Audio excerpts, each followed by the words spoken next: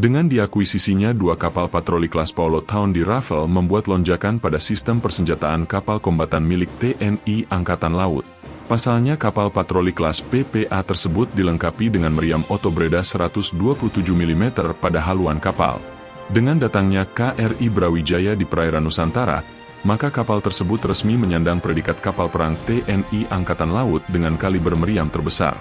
Selain itu juga, Indonesia akan menjadi operator perdana meriam Otobreda 127 mm di Asia Tenggara. Pasalnya belum ada kapal kombatan milik negara di Asia Tenggara yang dipasangi meriam ini. Otobreda 127 mm mempunyai mekanisme yang sama dengan Oto Melarat 76 mm yang sudah familiar dengan kapal TNI Angkatan Laut. Keduanya merupakan meriam reaksi cepat yang dirancang untuk dipasang pada kapal perang bertonase besar dan sedang. Otobreda 127 mm dikenal sebagai senjata multirole pada kapal perang. Fungsinya tidak hanya terbatas pada menghadapi ancaman permukaan, tetapi juga pertahanan udara jarak dekat, serta dukungan tembakan ke darat untuk operasi pendaratan pasukan amfibi. Keunggulan utama meriam ini terletak pada kombinasi kecepatan tembak, jangkauan, dan akurasi. Dengan sistem otomatis, Otobreda mampu memberikan tembakan beruntun cepat untuk menahan serangan udara atau kapal kecil berkecepatan tinggi. Selain itu, integrasinya dengan peluru berpemandu Vulcano membuatnya mampu menembak sasaran strategis di darat dengan presisi tinggi, sesuatu yang sulit dilakukan oleh meriam laut generasi sebelumnya. Meriam ini memiliki sistem otomatisasi tinggi, mulai dari pengisian amunisi, pendinginan laras, hingga kontrol penembakan yang terintegrasi dengan sistem kendali tembak kapal. Dalam setiap tembakannya, meriam ini memuntahkan munisi kaliber 127 mm dengan berpemandu jarak jauh.